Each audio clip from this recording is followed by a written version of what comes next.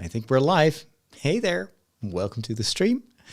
It is Sunday afternoon, and I am about to record this week's episode of my podcast, The Break, which is available in audio form in every app that you use to get your podcast. So just look for The Break with Father Roderick, and you'll be able to subscribe.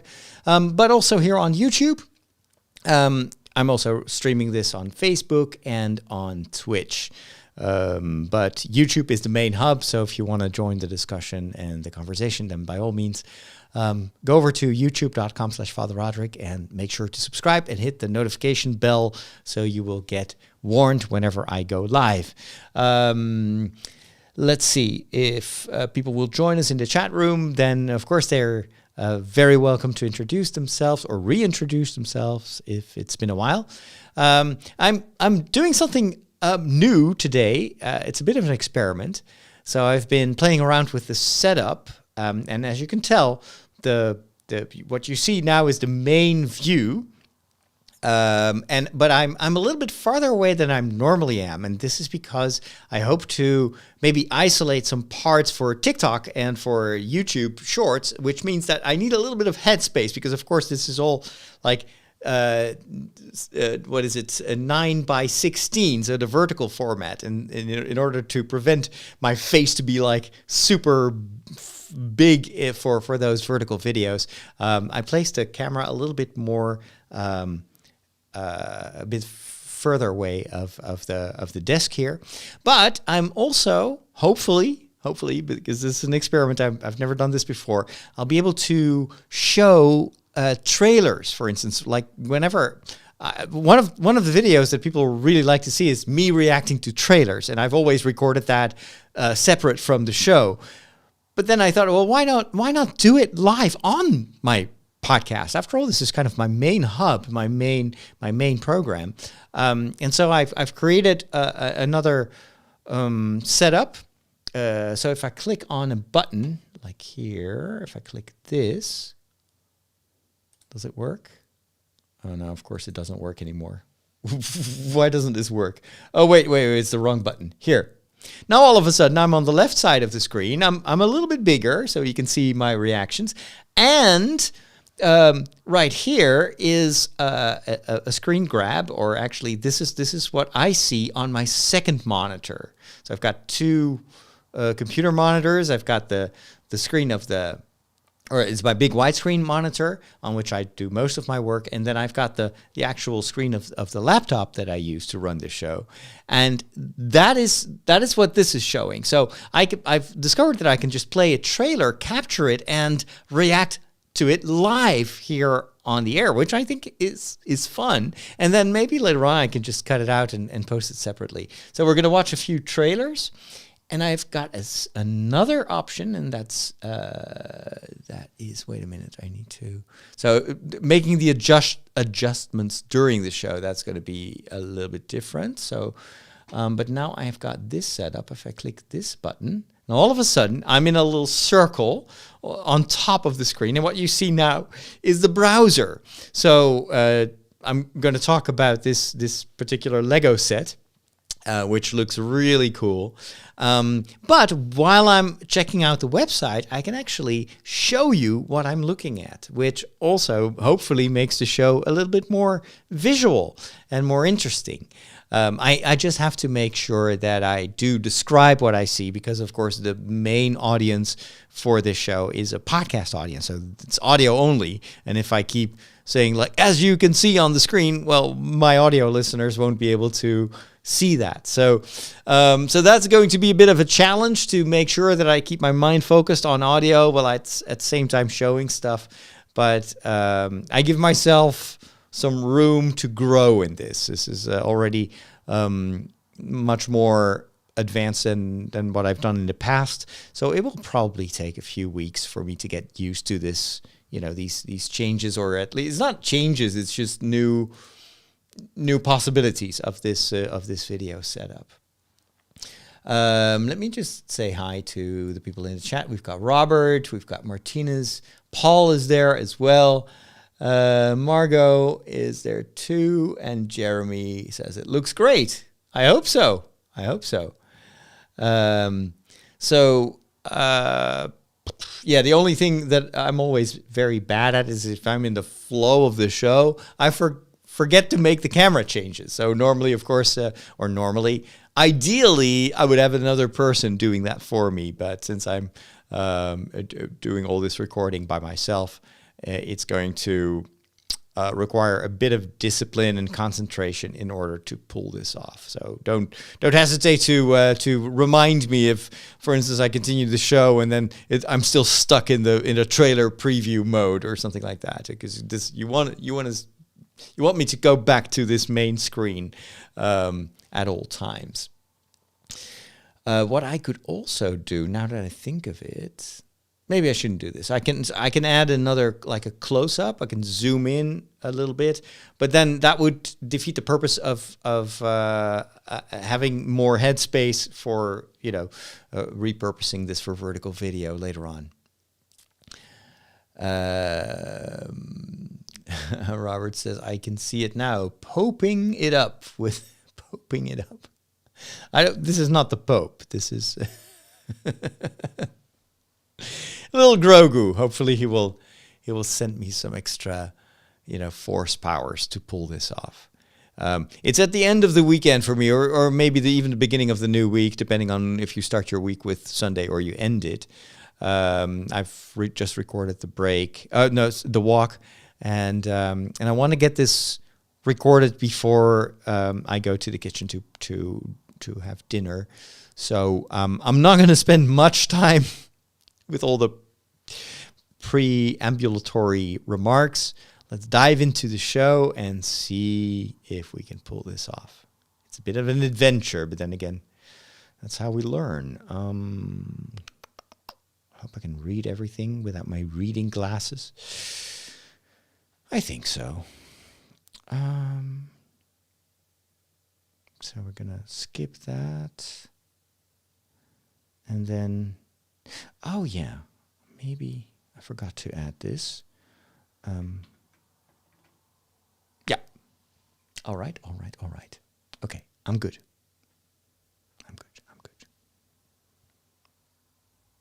Everything in place.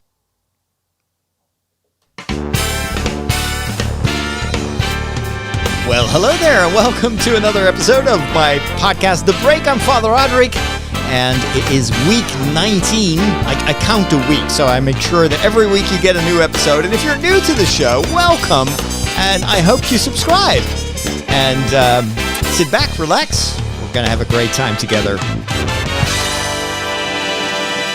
So I got this call the other day from Star Wars friends, people that I met at the Star Wars celebration in London. And back then, they told me that they wanted to call me up after I was back from London to talk about a special Star Wars request they had for me.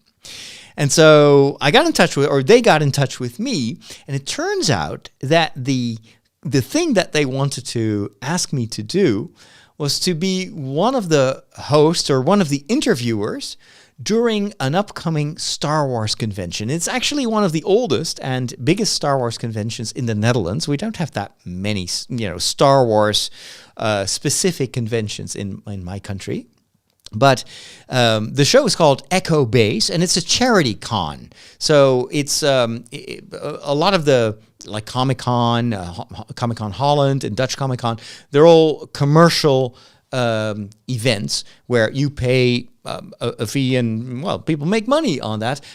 Echobase is different. Echobase is made for the fans by Star Wars fans, and the proceeds of the convention go to charity. And so this is a very popular conference. There are lots and lots of Star Wars. It always sells out. It's just one day. And of course, you have cosplayers. But because they've been doing this for so long, they also have a very good network of Star Wars actors and people that are involved in the Star Wars universe. And so every year they have a ton of great guests. And so what they wanted me to do was to be one of the two hosts of the day when, for instance, you have panels with actors, to have someone who leads the discussion and asks questions and does a bit of an interview with those guests and keeps the conversation going, and then also functions as an intermediary between the audience, so the people that come to Echobase, and the actors. There's always a lot of time for Q&A. And so I was super stoked that they asked me, and the reason is mainly because, well, I am one of those rare specimens of who is both a Star Wars fan and a priest, and also speaks English a little bit. So, and a lot of Star Wars fans know me from the reaction videos. I did one years ago when The Force Awakens came out, and that went viral, like super viral. Everybody had seen that. And also in my country, like several TV shows invited me to talk about Star Wars. And so a lot of Star Wars fans in the Netherlands know me as the priest from the reaction videos. So that's very cool. And I'm very honored to be able to do that for my fellow Star Wars fans. It's going to be 2 weeks from now on Saturday, so it's the Saturday before Pentecost. So we've been talking about the program, and I'll be taking care of 3 panels in the morning. So there's going to be an Andor/Mandalorian panel with some of the actors from those shows. There's going to be a Return of the Jedi panel, which I'm super excited about because, of course, this year is the 40th anniversary of the Return of the Jedi, and I'm so old that I've actually seen Return of the Jedi in movie theater, so I have very fond memories of the first time, or I should say the first times that I saw Return of the Jedi in theaters. And there are going to be a couple of actors and actresses from that era. They're going to be that I will have the honor to interview. For instance, it's the actress who plays the original Mon Mothma. She's going to be there. There are some other actors. I don't have the full list or all the names, but of course I still have 2 weeks to prepare for those interviews. And then there's a third panel that I'm also very excited about. It's my friend Justin van der Lek, who is working for Industrial Light and Magic for ILM, and he's been involved in not just Disney movies, but he's also a special effects, how do you say that? Director or maker for a lot of other movies, also for Marvel movies. He was very special, I think, very good at creating like digital environments. But he's currently working on Ahsoka, and so he's back in his home country because he now lives in the United States. He's been living for a couple of years, I think, also in Wellington, if I'm not mistaken, because he worked for Weta Studios at one point. So it's someone with an incredible knowledge of special effects who's been super involved in many Star Wars productions. I'm sure that he will do a great job, telling his own story.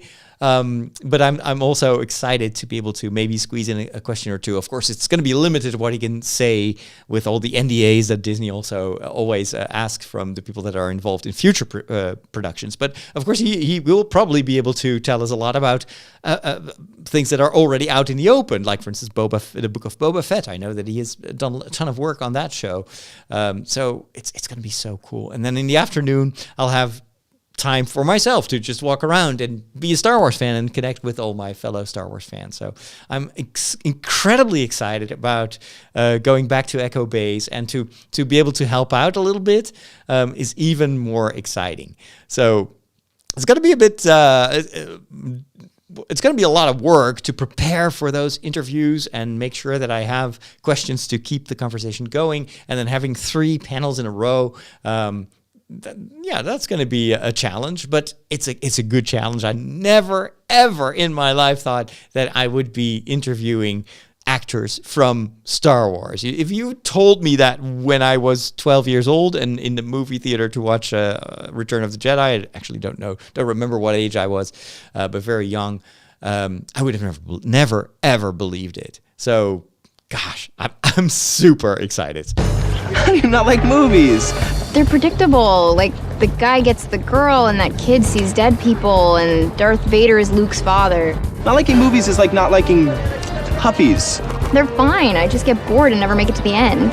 You know, you need a movie education. You need a movication. I'm gonna give it to you. It is time to talk about movies and television shows, and I've got a couple of things that I want to talk about, and I'm going to do something new on this show. I'm going to record my reaction to trailers. Now, you know me as the reaction priest or reaction guy, and I love to do that every once in a while. I don't not always have the time to record these reaction videos. But it's something I normally did separately from recording an audio podcast like this one.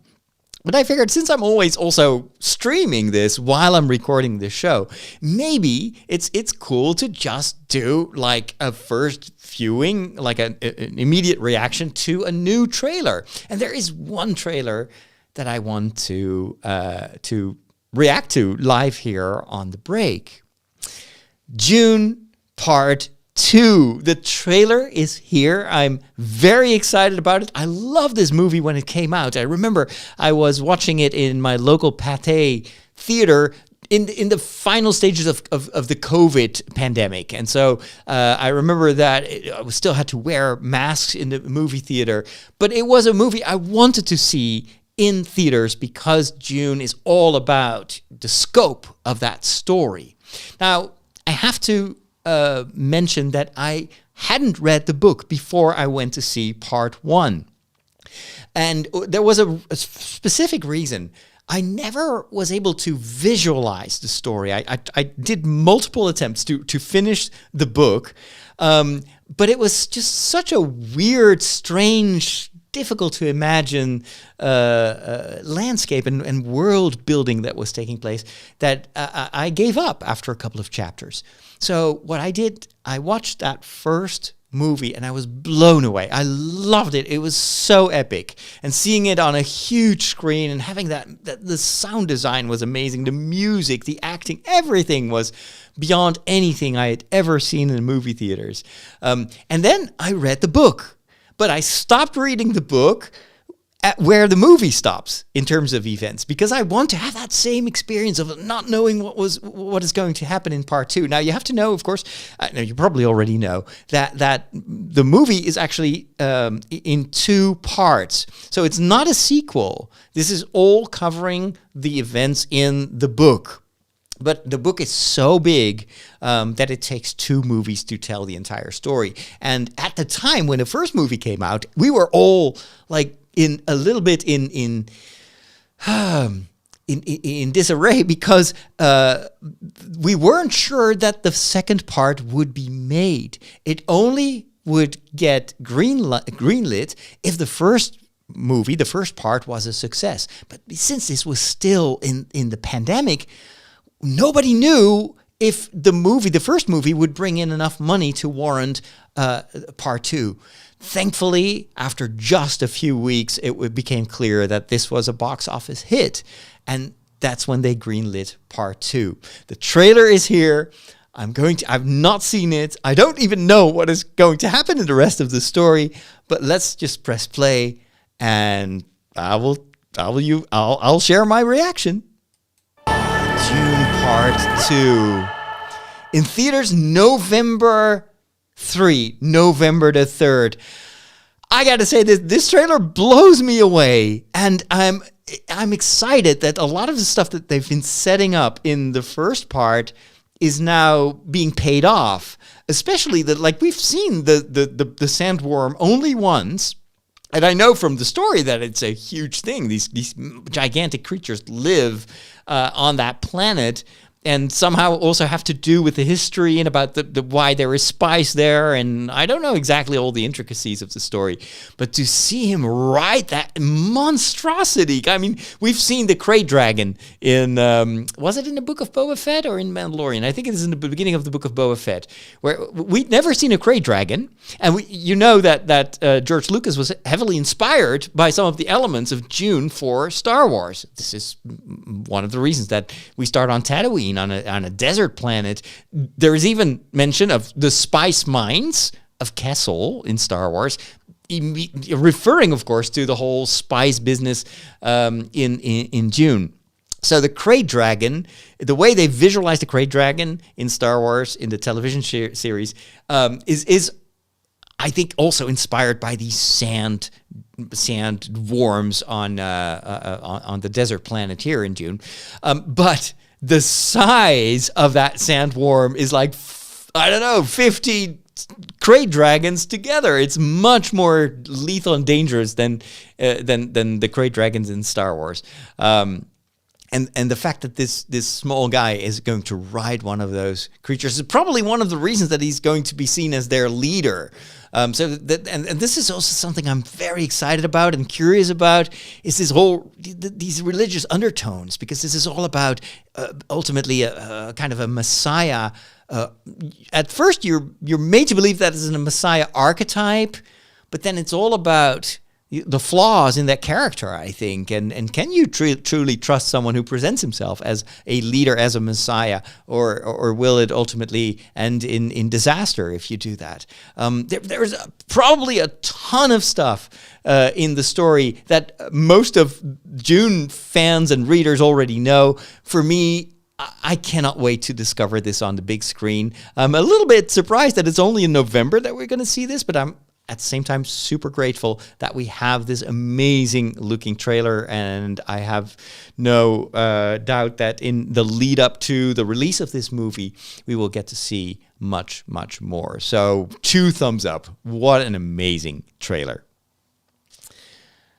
Let me switch back to the main screen. If I do that, then the trailer window disappears. Sorry, I'm just while I'm recording the show, I'm also I'm being my own like screen editor, so I press buttons a bit for the live stream and everything. So my apologies to the audio listeners. Sometimes I'm a little bit distracted because I've never done this before, like doing a trailer live on the show. So I have no doubt that in the future I'll get a bit more. It'll be easier. What I want to do, by the way, is. You have the Elgato has this small device. I forgot what it's called. I think it's called not a Stream Deck. That's the gaming machine, but it's something like a deck, and it has physical buttons, and you can press the buttons to, for instance, switch camera angles, and you can program it in whatever way you want. And I think what I'm going to do is see if I can figure out how to do that, so I can just press a button to switch instead of now I have to take my mouse and then I've got to go to the streaming program that I use, and it's all creating delays for my audio listeners. So I don't want to do that. But we need to go to another trailer of a television series that I think is amazing. Maybe one of the best things right now on TV. It's not really on TV. It's on Disney Plus, and it's called Silo. And I think I've got the trailer queued up here, and I'm going to tell you why you should watch this this series. So let me switch back, and so Silo is a new post-apocalyptic science fiction show on Apple TV Plus, and it is amazing. I'm surprised that so few people are talking about it, because this is really one of the best series right now on any of the streaming platforms. So Silo tells the story of a future. We don't know exactly how far in the future we are, but the world as we know it doesn't exist anymore. We are shown that the world has been destroyed. It's extremely toxic. Maybe there's radiation outside. And so people live underground and have been living underground for several generations now in what they call as silos. It's a huge, it goes hundreds of stories deep under the ground. And people have their own society with very strict rules to make sure that they keep people in check. However, not everything is as it seems, and the trailer of Silo already shows you a little bit of what is going on. So let's watch it. What we see is not what's out there.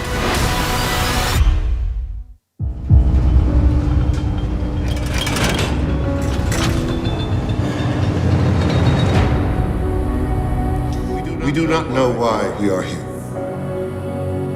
We do not know who built the silo. And why we are underground. We only know the world outside our sanctuary is death. If you boil the pact down to one rule, do not say you want to go outside. That's the most important rule. Or you will go outside. And of course, some people are going to go outside. It's based on a book series, on a trilogy. Think about the world beyond the silo. What if what we see is not what's out there? Down in mechanical, there's always someone who has a theory about the silo. So this is interesting. I need to find out the truth. They already let you know that maybe what we think is the truth is not. People are being deceived. That might have all the answers to a lot of questions. You have to stay quiet. It looks so And good. keep your head down.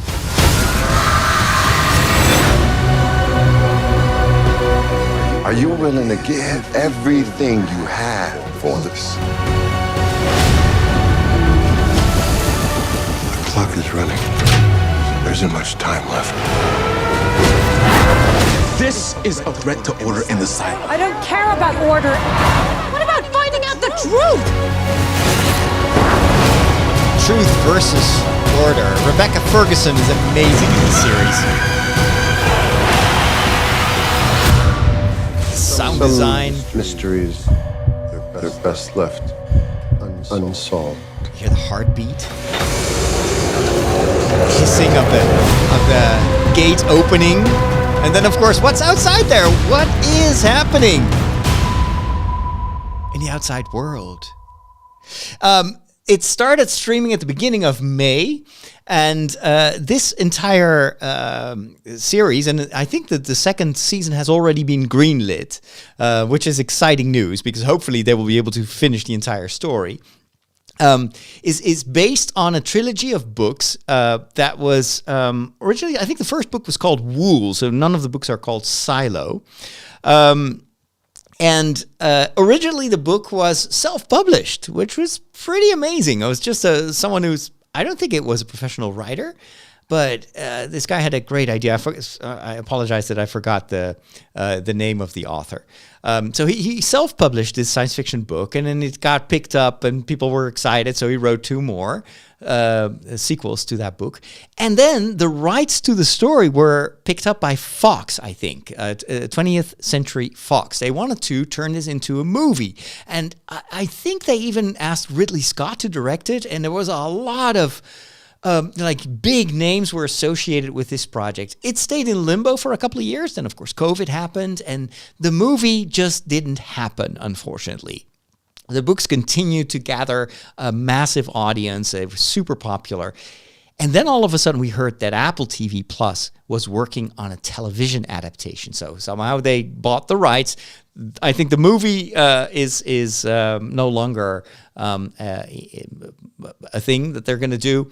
But this is actually much better because a television series gives it much more room to breathe. And what I love is that if I haven't read the books, and I'm not going to read the books because the Apple TV Plus is releasing this episode by episode. And I love that we're back to that.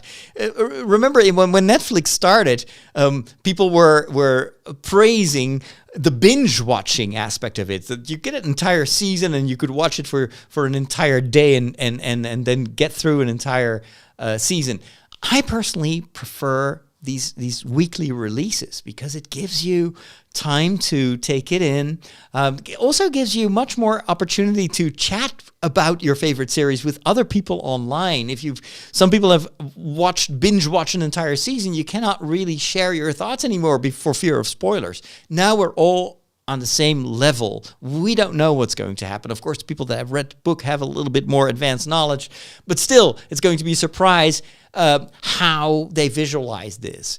And I've seen 2 episodes now. The 3rd has just come out, and it is amazing. What I love about Silo is that there are a number of interesting religious undertones in the story. So for those of you that haven't seen it yet, I'll try to spare you from any spoilers, but as I said, there's an underground society, and the way that this society holds together is through faith. Now, not religious faith per se, but there is faith in the institutions that govern the silo.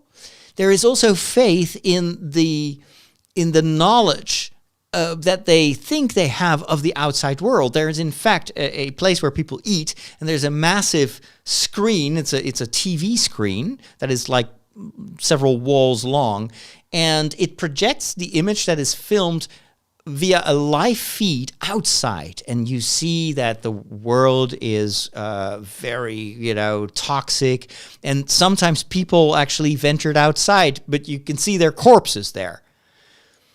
It turns out that image, that belief that people have of this is the world outside, may be a lie. Maybe it's what you see is not really what's out there. And so it's all about this.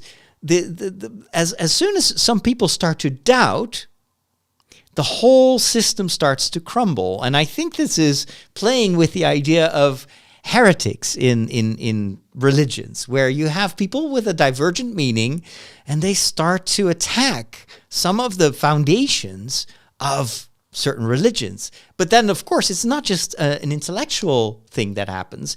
That also threatens the status quo. It threatens the people in power. In a way, this is exactly why Jesus was being persecuted at one point, because the people that were benefiting from the status quo, the Pharisees, the scribes, the people that had high positions of power, even the worldly, kings and emperors and, Pontius Pilate and Herod, they all benefited from the status quo. And then all of a sudden you've got this guy that says, you know what, you have to unlearn what you've learned. No, wait, that was Yoda. That wasn't Jesus. But it's the same idea, like you've always believed this, but let me tell you that actually the truth goes way beyond what you ever imagined. And this is what starts to be a huge threat for the people in power, and that is why they want to silence him. This is what happens also in Silo, where some people are starting to doubt, and they find elements of proof that there is something else going on, and maybe they're not as free as they are. And then they are being treated as heretics. They're immediately excommunicated and even expelled. Literally, they're being sent outside to die. And the system tries to keep people in line by creating, and this is another religious element that I think is mirrored in the story, by creating liturgy, by creating rituals. So there's this big feast day every year. It's called the Day of Freedom, or Freedom Day. And according to tradition, and people have been living there for several generations, so nobody really has any recollection of what happened before these silos were built. But according to that tradition, there was a rebellion at one point in history, and that rebellion was such a threat to the whole society underground because they wanted to let people out. And that rebellion was repressed. And that, according to tradition, is now the reason that you have to celebrate that every year, to know that the people in charge are there to protect you, that the rules that you follow are there to protect you from whatever evil is outside. But what if that is all a lie? There's also birth control. There is a very, very strict regulation of who can give birth and who cannot. So people are, it's compulsive to be sterilized, at least like artificially. And only if the government, the people in charge, allow you to have kids, that mechanical, how you say that, prophylactic, it's removed, and then you have 1 year to actually try to get kids. Turns out that even that is manipulated, and so there are very, very awful, like, rules that are being presented, and no, this is for the good of all of us. We can't have overpopulation. We'll all die if there are too many people living in this silo. But it turns out that the actual reason for this anti-life kind of rules and these anti-life rules and regulations is all about power. It's all about control, keeping people in check, and being able to. It's a bit like what happened in China, where the government was prohibiting people from having more than one kid. And of course, you can imagine what that does to families, to the overall balance. That's not supposed to be the way we live. And so there's a rebellion against that as well. And I don't know what's going to happen next, but what I like already of these first two episodes that I've seen is that it's all about, questioning the faith, questioning the people in charge. And questioning is not becoming an atheist, but it's always continue to use your brain and dare to question the people in charge, dare to question your own faith and beliefs. It's only by asking questions that you will ultimately find the truth. But if the pursuit of truth itself is forbidden and is being repressed, then you know that you are no longer part of an honest system. It means that if people forbid you to explore and to ask questions, you are in a sectarian situation. And that's the big difference between a church and a sect. A sect is an institution that tries to repress people's freedom and keep them in line through power, whereas faith, in its ideal way, is always about freedom. It's motivating people to be curious and to explore and to ask questions. It's only by asking questions that you will learn, that you will become wise. And so the story seems to take a stance against forms of religion that use religion to repress people and to rob them from their freedom. It's also a protest against doomsday thinking that you sometimes not only see in religions where they say, oh, the end of the world is near, so you all have to do what I say. That can have horrible consequences, that kind of thinking.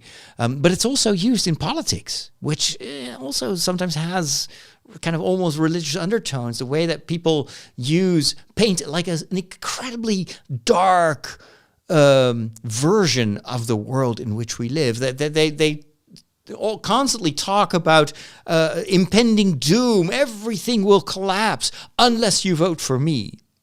You see this also in certain, you could say, groups in the Catholic Church, where they say, oh, with this Pope, everything is going to hell, literally. People are going to hell. This is an anti-Pope. He's destroying the faith. And if this continues, nobody will know anymore what the truth is. And so we have to stand for the principles and the dogmas. And it becomes this very militant distortion of how the church has always grown and evolved and asked questions and sometimes course corrected. It doesn't mean that you are violating the truth by asking questions. It's about being honest and about taking scientific progress into account and thinking and rethinking and using the Bible as a light that guides you instead of a lantern that you hold on to when you're in a storm or when you're drunk, And I like those bigger themes in Silo. So highly recommend it if you have Apple TV Plus. Don't hesitate to check it out because I think we need series like this. This is science fiction, I think, at its best. All right, let's take a short break, and then we'll talk some more about Star Wars and anime. But first, it is time to visit the Peculiar Bunch. Catholics rock!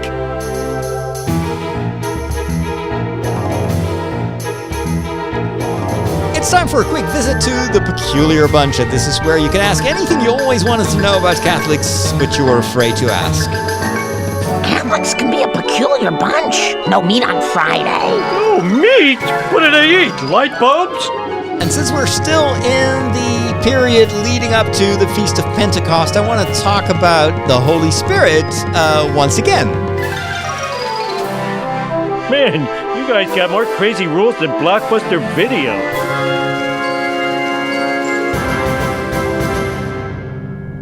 What do superheroes have in common with the apostles?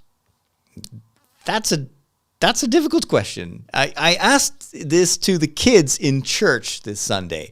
I asked them, do you have a favorite superhero? And what is their superpower? And how did they get that superpower? And so you see them thinking they don't expect a question like that in church. And so there's this girl raises a hand and says, my favorite superhero is Spider Ghost. I'd never heard of Spider Ghost, but apparently it's one of those Spider-Man variations out there in the multiverse. And then another one said, I love Black Panther. It was another girl who said, if I could be a superhero, I'd be Black Panther. Another guy was like, I want to be Flash. I love the Flash. He's so fast. And so all these kids had a favorite superhero. And then I asked them, but do you know how they got their superpower? For instance, Spider-Man, how did he get his powers?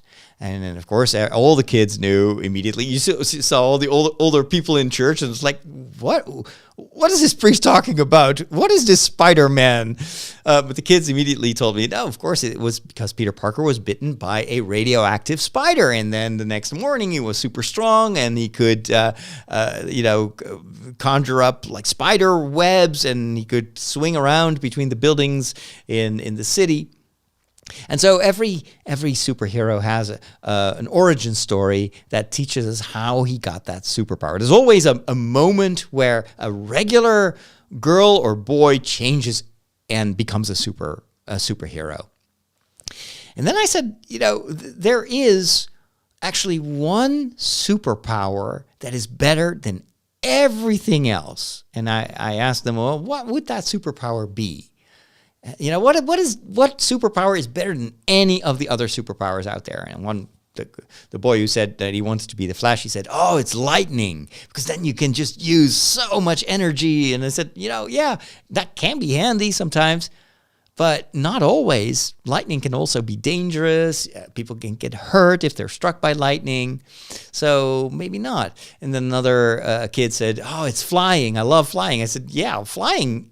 Of course, who hasn't dreamt of being able to fly like Superman? But you know what? Nowadays, you cannot fly around. You would get fined immediately. You cannot even fly a drone without having permits and everything. So flying, maybe not the best superpower. And they were like, so what is a superpower that you can always use and that can immediately change the world for the better and can change you and can change other people? And then, of course, you know where this is going. I said, you know what that superpower is? It's the power of love. These kids have no idea what I was referring to, but immediately in my head, the song was playing, it's the power of love. It immediately dates me. But Huey Lewis and the News, in case you are also of a younger generation and you don't know what I'm referring to. But the power of love, I said, that is the best superpower. But how do you get that? No, first of all, why is that the best superpower? Because if you love, it changes even bad things into something good. For instance, you can say, oh, it's raining today. I hate rain. It's awful. It's cold. It's wet. I have to go to school in the rain. It's terrible. Why? Why is there rain? But you can also try to love the rain. And instead of complaining about it and being really mad and unhappy, you can also say, hey, there's water coming from the sky. And that's great because we need water to live, and it's going to make the nature beautiful, and the flowers are going to grow. And if we have a lot of water in the form of rain right now, maybe in the summer when it gets really hot, we'll still have enough water to drink and for the swimming pool, and maybe the nature will have enough water to drink. So if you look at rain that way, and all of a sudden, like it turns into something great and something you're happy with. The only difference is is you. You try to love the rain and see the good side of it instead of hating. So love can change something that you may have always seen as bad into something good. I said that's also that you can also use that on people. So for instance, you know someone who is really nasty and is not kind, or is maybe hurting you, or is not patient, or is mad at you. Our initial reaction is to do the same back. You know, if someone hits you, you hit back. If someone yells at you, you yell back. If someone is unkind to you, you're also unkind to that person. I said, you know what? This superpower, love, can sometimes, not always, but can change sometimes even bad people.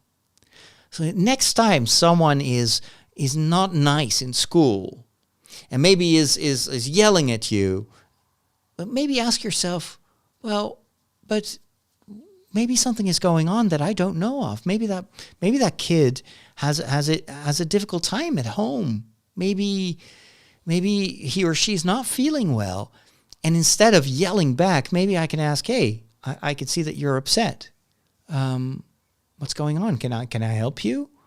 If you're being kind to someone who's not kind to you, sometimes that completely changes that person. And I wasn't giving examples, but I've actually experienced that quite often when people are attacking me online. Instead of replying with a nasty comment or a quirky, snarky comment, sometimes I just ask them, hey, what's going on? I can see that I upset you. Is there something I can do to make it better? And then sometimes people will completely change and they will tell me, well, hey, yeah, actually I was having a bad time in my life, and I was just reacting to that, but it wasn't about you, it was about me. So love can change people for the better. Love can give you patience. Love can make you have hope. And this is why Jesus talks about that superpower. I told the kids, I said, in the future, when I will not be there anymore, because I'm going back to my Father in heaven, I will send you a helper. And it's like a superpower. You won't be able to see him, but he will live in you, and he will give you the same power that I have. The power to heal, to comfort, to forgive, to be patient, to change the world. And that helper is the Holy Spirit. It's the same Spirit that gives me the ability to do so much good in the world. It's the Spirit that my Father gives me, and I give it back to the Father, and now we're going to give it to you. And if that Holy Spirit, that superpower, lives in you, you'll be able to do amazing things, maybe even greater things than I've done. That's what Jesus says about the Holy Spirit. And then I wrapped up my story by asking the kids, so when is that moment that the apostles get that superpower? There's this one moment, that one day. And then the kids, of course, were thinking, how did they get that superpower? And I said, it's not because they were bitten by a spider. And I'm very glad, because I don't like spiders. And thankfully, there are no radioactive spiders in the gospel. But there was a moment where they got that superpower. And then, of course, one of the kids guessed it. It's like, oh, it's Pentecost. I said, exactly. 2 weeks from now, it's Pentecost.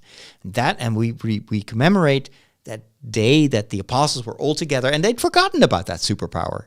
They had forgotten that God loved them and protected them. And they were afraid, and they had closed themselves in.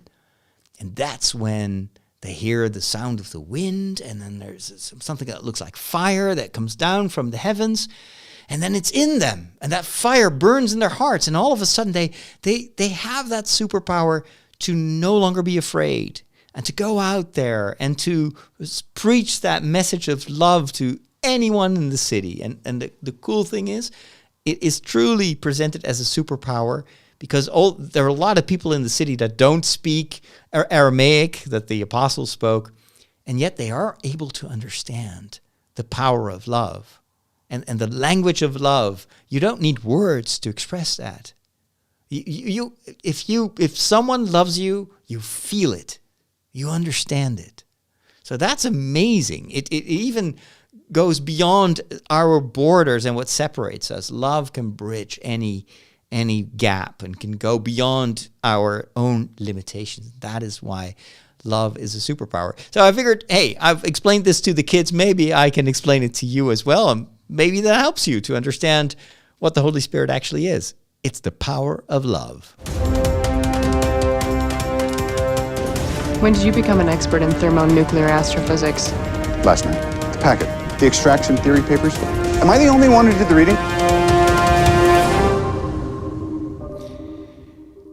I finally read a book that has been on my list since forever. The moment I read about it, I was like, I need to read this book. This is so much in the genre that I like. The book is called Legends and Lattes. And yes, you heard that correctly. It's about lattes, about coffee and legends. It's a very original story, and it's often described in reviews as a cozy RPG-inspired story. Now, for those of you that are not gamers, RPG, role-playing game, it's a genre it's a fantasy genre of games where you explore the world and you cast spells and you defeat orcs and skeletons and you find treasure. Now, most of these games are focused on combat and discovery and treasure hunting, but this story takes it a step beyond that world. In fact, it starts by introducing us to a female orc, and she has done fighting. It starts with her, you get a glimpse of her former life, and then she decides, I'm over this. I don't want to fight. I want to settle. And she arrives in this village. And during her conquests in the past, she has discovered this brew, this strange concoction, this drink in one of the countries that she visited. And it's called coffee. But nobody in that fantasy world has ever tasted coffee. But she remembers how well it tasted and how much energy it gave her and how it made her feel. And so she decides to try to brew coffee for the people of that village. And so the story is basically about her opening a coffee shop, like a Dungeons and Dragons version of Starbucks. And of course, a good story also needs a nemesis, and so there are actually several people that are trying to block her in realizing this dream. And at first, she tries it by herself and fails, and then she encounters other people who start to help her. And there is this other animal, and turns out that even if it's a very shy and small animal, it's able to make the most delicious cookies and cakes and everything. And so she starts to sell, in addition to the coffee, cakes. And so it's very funny to read about basically like a Starbucks startup project, but it's all placed in a fantasy environment. And then more and more people start to help her. And then, of course, there is a disaster that happens, and then she overcomes that with her friends, and end all good. The actual story is much less eventful than I expected it to be. I love the premise, but I also have to be honest that at the end, I was a little bit like, okay, so now, yeah, sure. The premise kind of outstayed its welcome after a while. I was like, okay, it's a cozy story. It's funny. It's a bit predictable.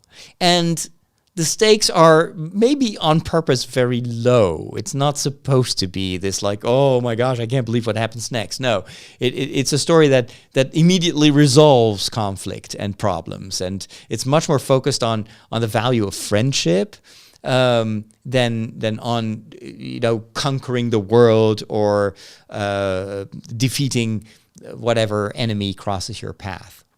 So the message of the story is nice and refreshing, but towards the end I was like, yeah, I can't see where this is going, and it's going nowhere. It's not a real conclusion of the story. There is a romantic development between the female orc and another female character, which, when the book was first published, was still kind of remarkable. And people was like, oh, yeah, we have a gay romance in this book. This is new. This is cool. But now that we're a number of years after the publication of this book, this has been such a staple ingredient almost of so many television shows and books and movies that it almost feels a bit like, it's almost a trope. But of course, that is in hindsight, because at the time that was still not something you saw very often, especially not in this fantasy genre. So it's a good read. It's an entertaining read.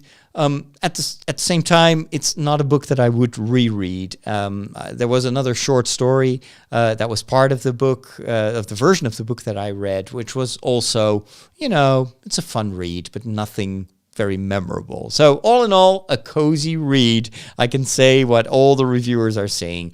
I gave it 3 stars out of 5. But it doesn't mean that it's a bad book. It's just, I expected maybe a little bit more after reading all the hype. There's another button I want to press, but I don't know which one it is. Oh, yes, of course. I don't have a jingle for that. I want to talk very briefly about video games, because this is an amazing week for Zelda fans. Now, Zelda is a Nintendo property, and it's a series of games, and it goes back decades, based on the stories of a young explorer and a princess, and it's taking place in a fantasy. And these games were adventure games, puzzle games, all very, very well executed. And every generation has its own Zelda games that they love to play.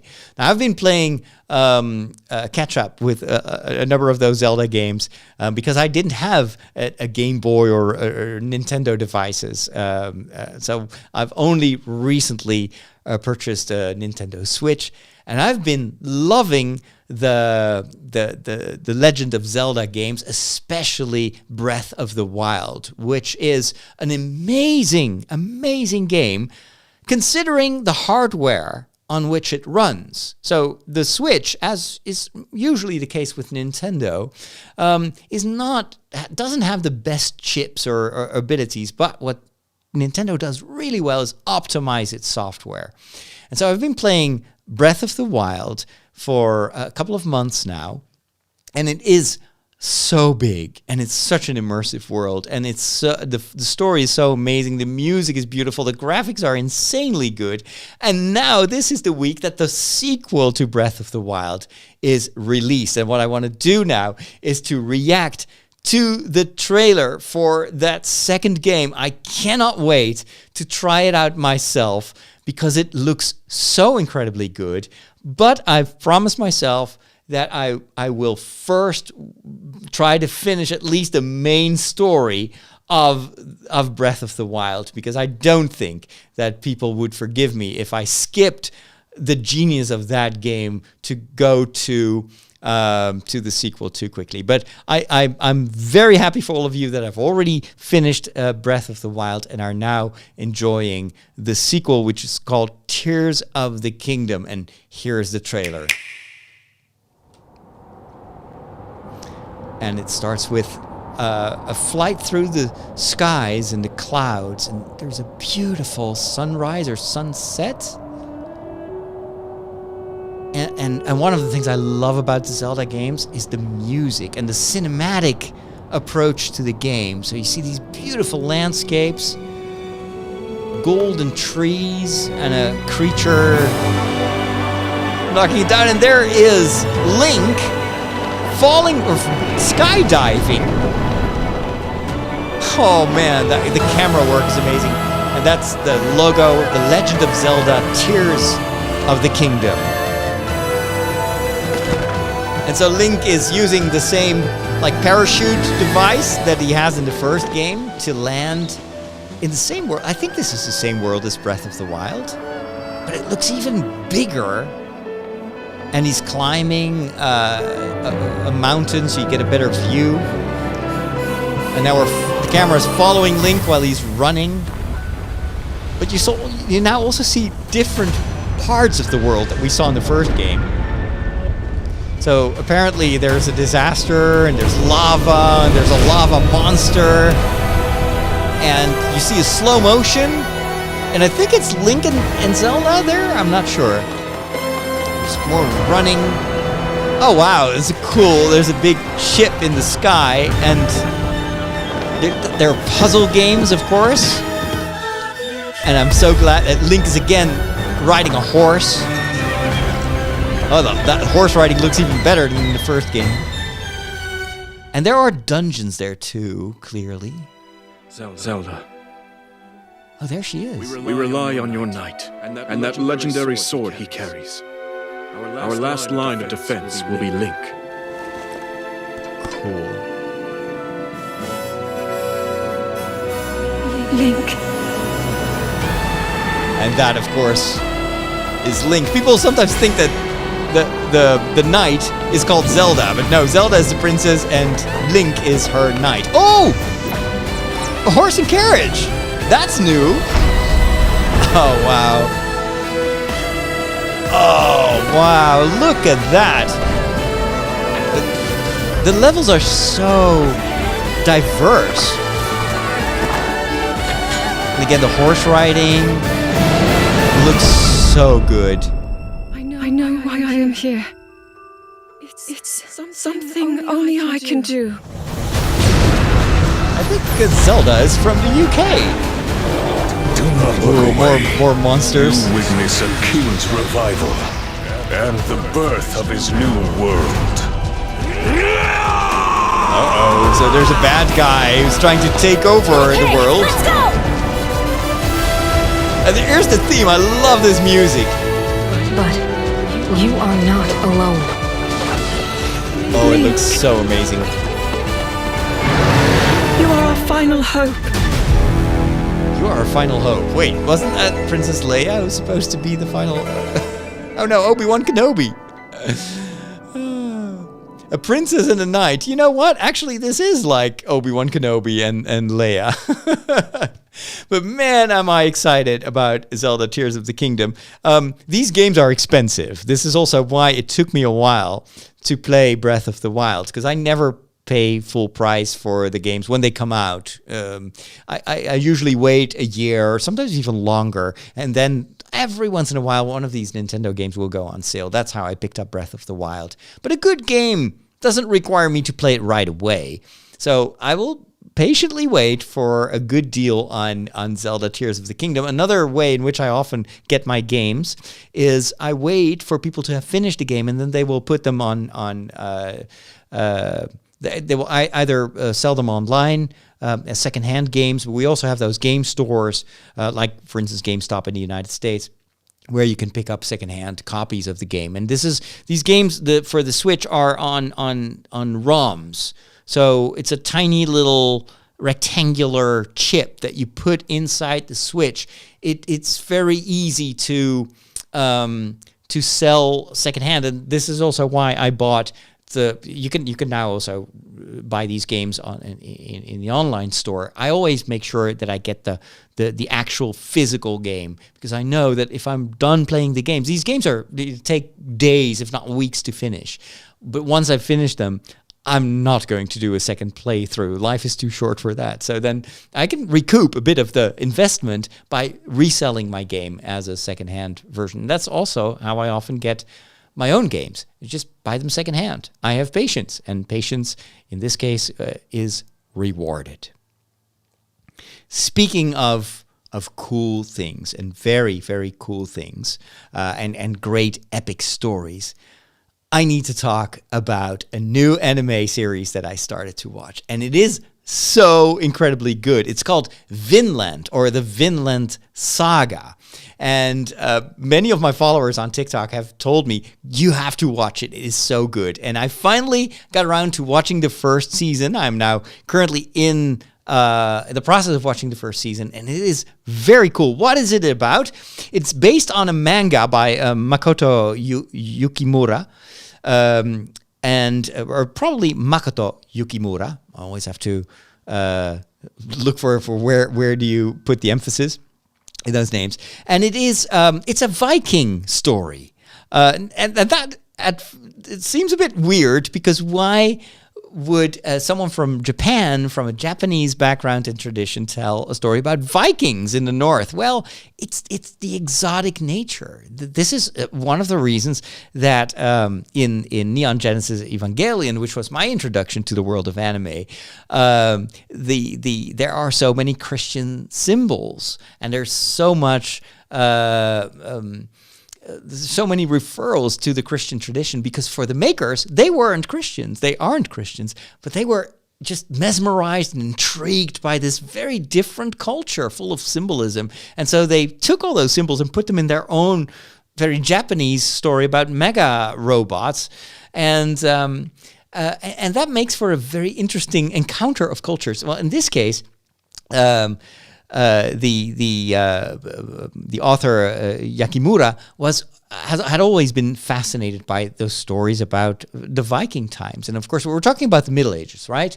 This is around the year 1000, where Vikings, we call them Vikings now, but they were people from Denmark. And they conquered the seas. They were very good at their seafaring business, and they arrived in England. And they started to conquer England and to settle there, which of course wasn't considered to be very amusing to the people on that island. And so there were lots and lots of wars. Now, of course, the people in England, a number of them were Christians. There were monasteries, and then the Vikings would attack the monasteries and then sometimes kill the monks, and they would pillage these village around monasteries. I've been in Scotland, and I was following the trail of these monks, these Celtic monks in the northern part of England. And so we saw actually entire ruins of monasteries that had been destroyed by Vikings.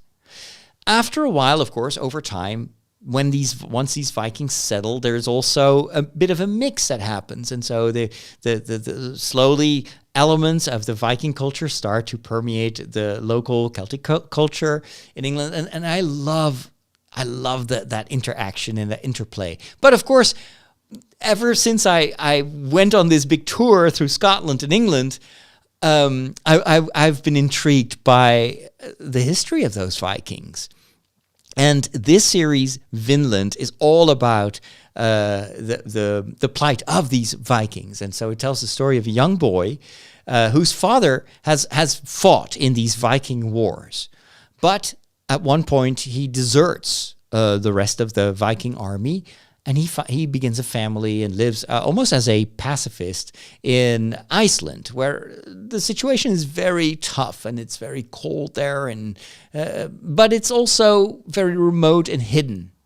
But then at one point in his life, his past comes back to haunt him, and he's called back to war. There is a conflict, and his fellow Vikings that knew how good of a warrior he was, they come back and say, hey, even though you deserted, we want you to come back and fight at our sides. And of course, he is very reluctant because he's now a father. He's responsible for his family, but he does so anyway to protect his village, because the consequences, if he doesn't respond to that call, is that the entire village would be destroyed. So in order to protect his family, he leaves, and it doesn't end well. And so the story of Vinland follows this young boy on his quest to avenge his father. Now, why is it called Vinland? It's because Vinland was the name that the Vikings gave to the east coast of North America.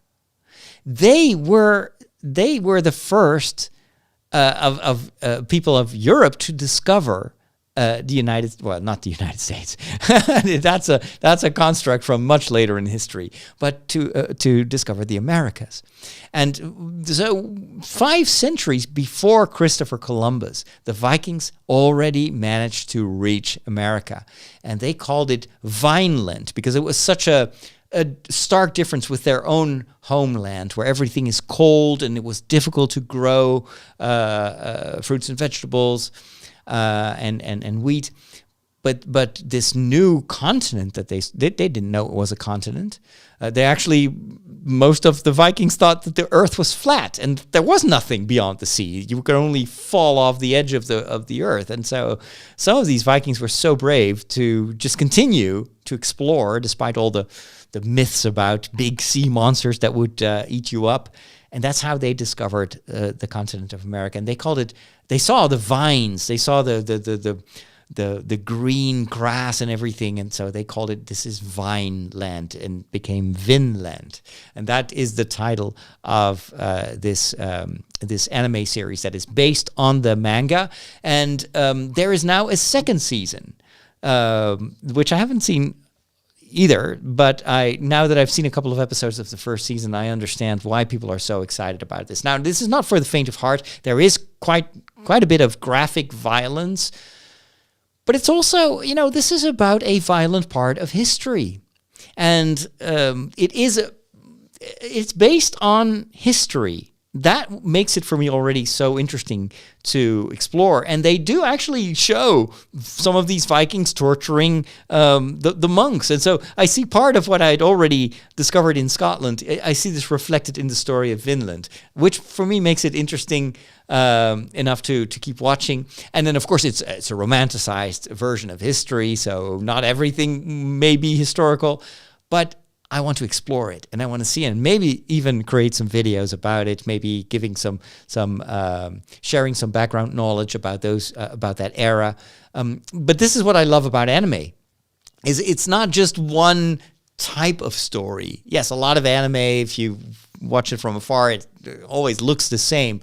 But I've seen already so many different stories and different cultures that have influenced Japanese anime culture that there's always something new to explore, and the Japanese are so good at visualizing these stories, and their way of storytelling is also so different from our pacing. You can even see that in Zelda, Tears of the Kingdom. If you've seen the trailer, there is a certain slow pace in the beginning, something that you rarely see in American or in European game trailers.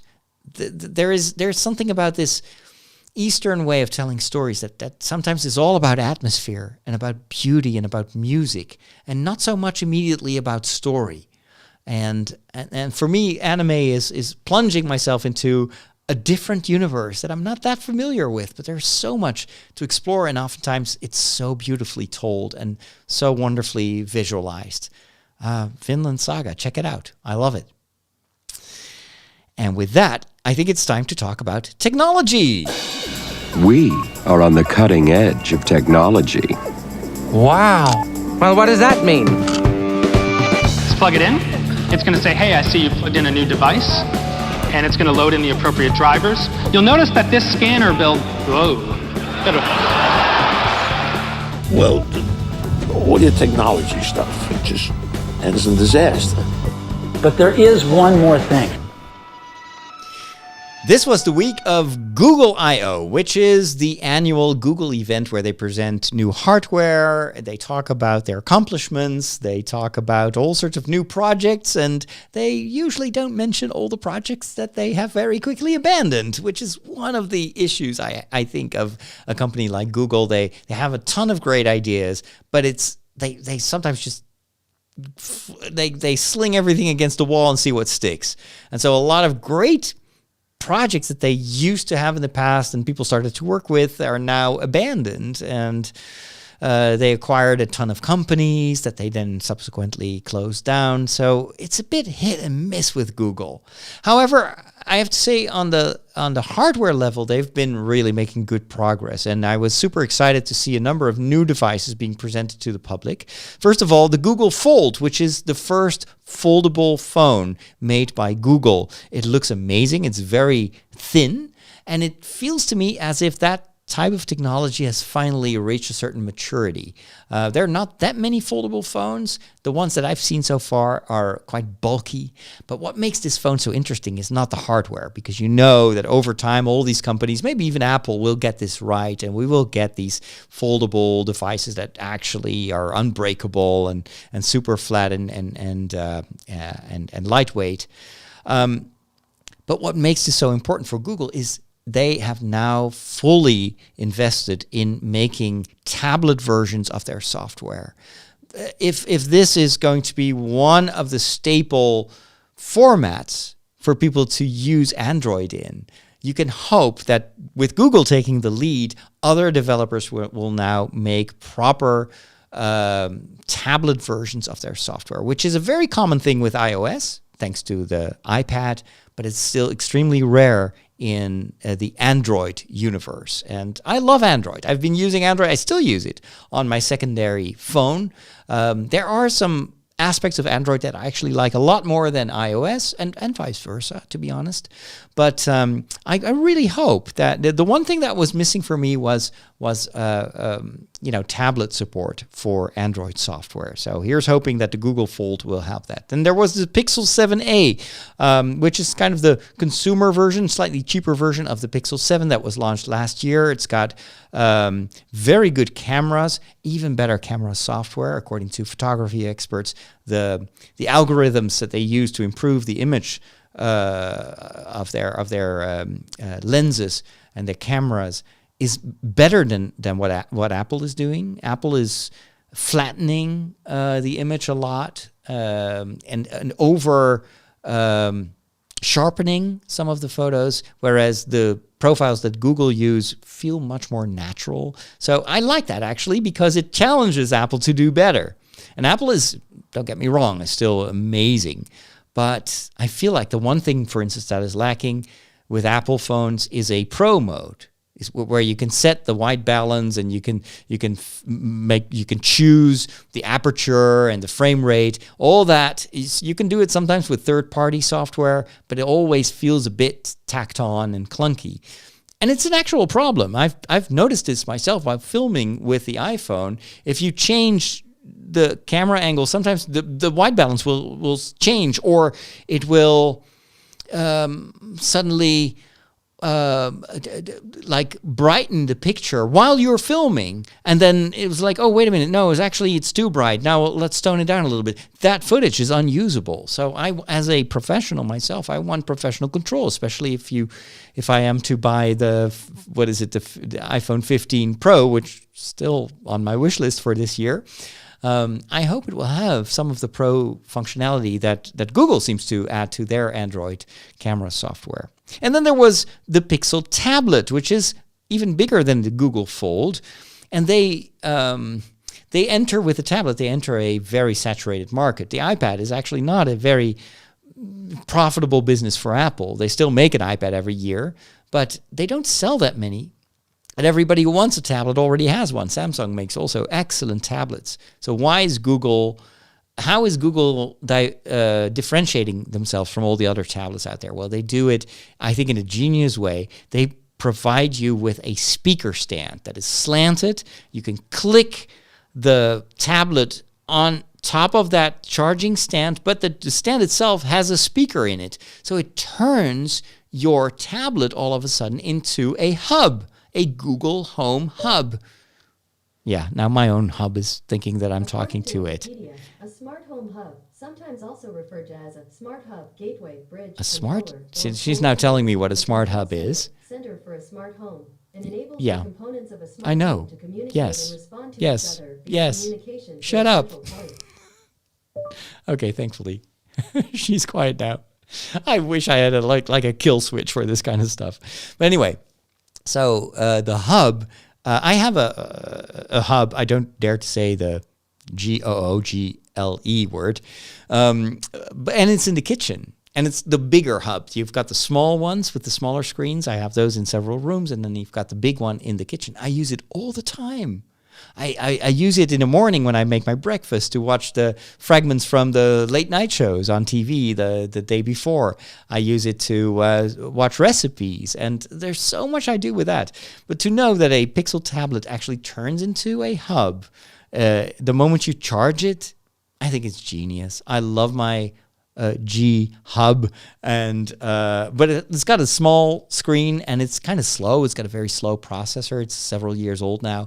All these new devices from Google are very fast. They've got very, very good hardware and software. So yeah, I'm actually interested. It's $499 just as the Pixel 7a, so it's a bit steep, but seeing how much I use my current hub, to have a bigger screen and to be able to have both a tablet, an Android tablet, and a hub for the same price, yeah, I actually really am interested. And from all the devices that they introduced, this is probably the one that I may actually purchase in the near future. All right. They also demoed some of the AI work that they've been working on that was interesting. They've got very cool like editing software like Magic Editors. They integrated Adobe's image generation, text generation.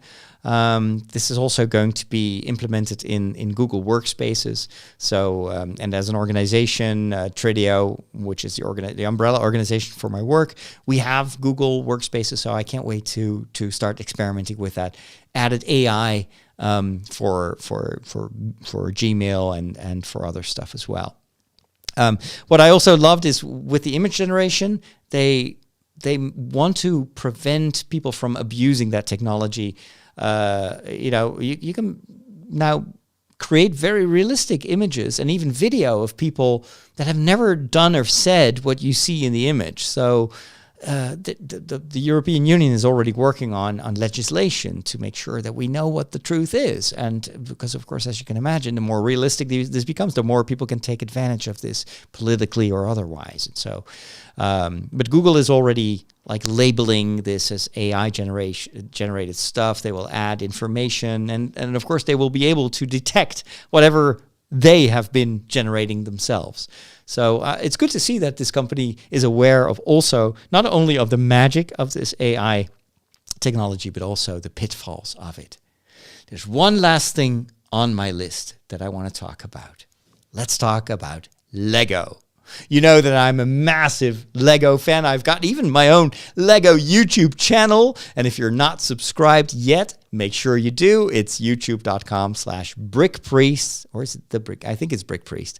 Anyway, just Google for Brick Priest and you will find my YouTube channel. And I love to build sets. I'm currently doing these live streams from a set that I'm building based on the Disney castle, but I'm super excited about a new set based on the Ninjago franchise. This is something that LEGO came up with themselves. LEGO, of course, is known to use other intellectual property, like, for instance, Star Wars or the Avengers, and make very successful sets. The Hobbit, we've got Lord of the Rings sets, like the recent Rivendell set, which is absolutely stunning. But with Ninjago, they created their own IP, and they've created an animated series that was very popular with kids and still is, and there's going to be a new series, a new phase, you could say, of the Ninjago story that will be on TV or on streaming networks, or probably on Netflix very soon. And they continue to create. What I love the most about Ninjago is these builds, these city builds.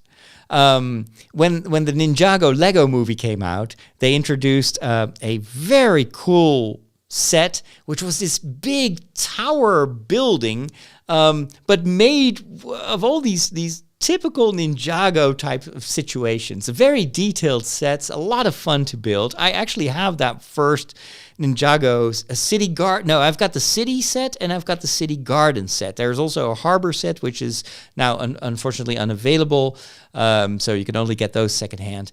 And they have just introduced a new set, which is maybe the coolest one so far, because it's called City Markets, and it consists of 2 buildings. And in the middle of these two buildings, there's a river with a nice Japanese curved bridge that your minifigures can walk on. And then these two buildings are also connected with something that I've never seen in Lego, and that is a ski lift. It looks like a ski lift, but in this case, it connects the lower part of the city to the higher part of the building on the left. And it moves, and it makes the set all of a sudden much more than just a building. It's almost like a little Ninjago world in itself. The set consists of 6,163 pieces. That is quite a considerable piece count, but the price is actually surprisingly low. And if I say low, it's still very expensive, but it's a lot cheaper than previous sets. It's $369.99. And that's both in dollars and in euros. So there's parity, even though there's still a difference between euros and dollars. But anyway, that makes a piece price per piece of only 6 cents, which is quite something. So if I scroll around and I look at all the details, the first thing that strikes me is how colorful it is. This is why I actually have 2 other city sets of Lego Ninjago. I love colors, and I love all the tiny funny details. These are so much fun to build. And it's a modular building. So both buildings on the left and on the right, you can take them apart and you can look inside. They actually have little rooms and details that are hidden on the inside. So it's not only a set that it's fun to see from the outside, but it's also fun to explore all the little mini stories that they've created on the inside. What I also really like is it has that river. That is especially in the back, you can connect this to the other sets. That's one of the cool things about Lego modular buildings is they interconnect, and you can put them in various configurations and create your own version of the Ninjago City.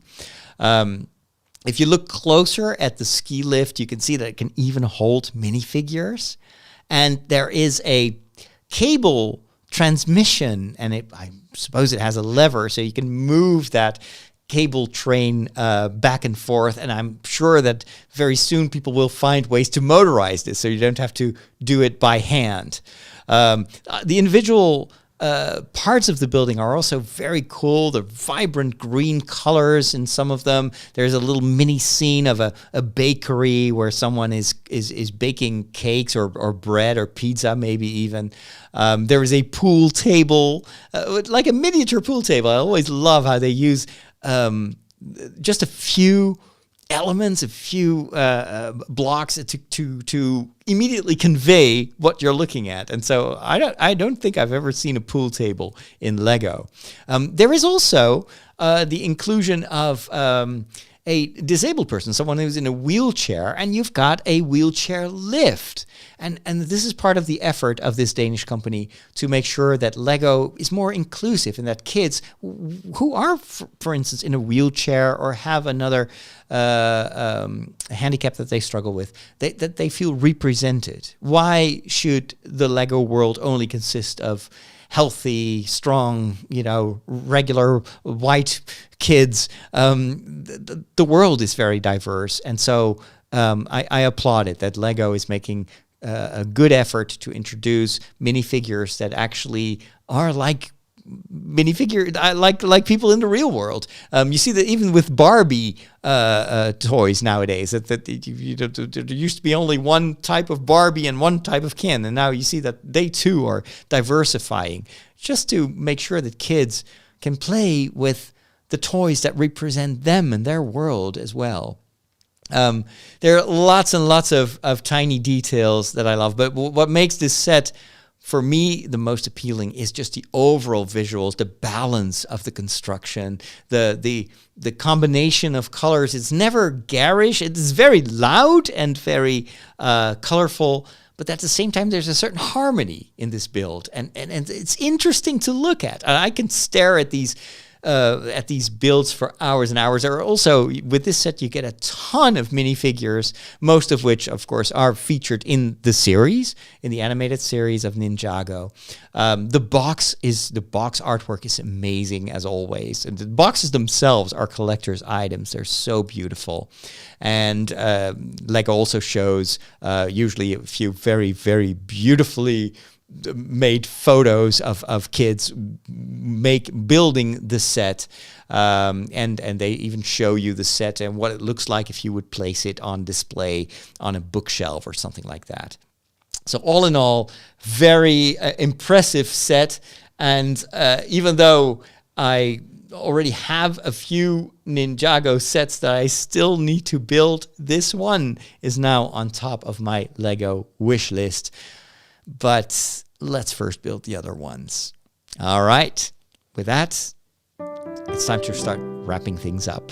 And before I do that, I want to do a shout out to my wonderful patrons. We got a few new patrons. At the end of the month, I will make sure that I mention all of the new patrons this month. But know how much I appreciate your support, and I hope you appreciate the community, because patrons are not just donors that help me pay the bills. They're also a wonderful community that is very supportive, and we talk about a ton of things. You can even learn how to play Dungeons and Dragons in our Discord server, and you can become a patron for as low as $2.50 a month. That's not $2.50 a week, it's $2.50 a month. That will give you access to the Discord server. And you can hang out with us, and you can learn how to cook. You get video game tips. We have a book reading club. There's so much to do. So I hope you can join us by becoming a patron. Just go to patreon.com/Father Roderick. All right. Have a wonderful rest of your day. Thank you so much for listening, and we'll talk soon. Make sure to follow me on social media at Father Roderick, and to check out the videos on my YouTube channel, youtube.com/Father Roderick and youtube.com/BrickPriest. Take care. May the force be with you, and we'll talk soon. What's a good LEGO way to end this? Everything is awesome.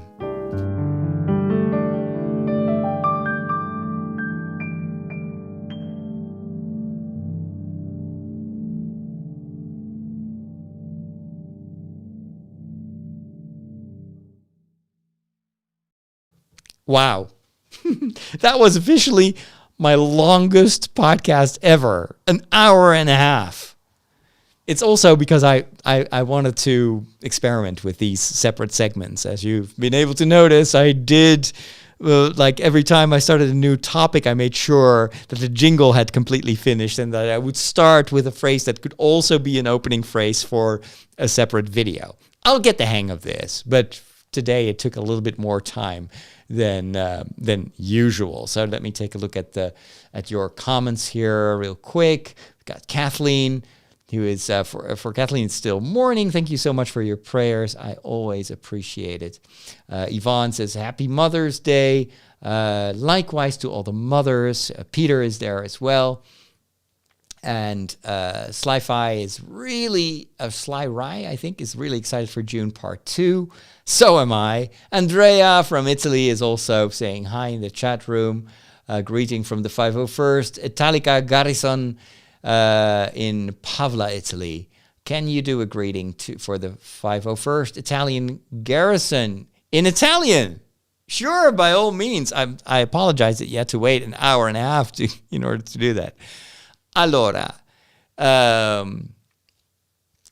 vorrei salutare tutti I membri dai 501st in Italia. Sono un gran tifoso di Star Wars, come voi.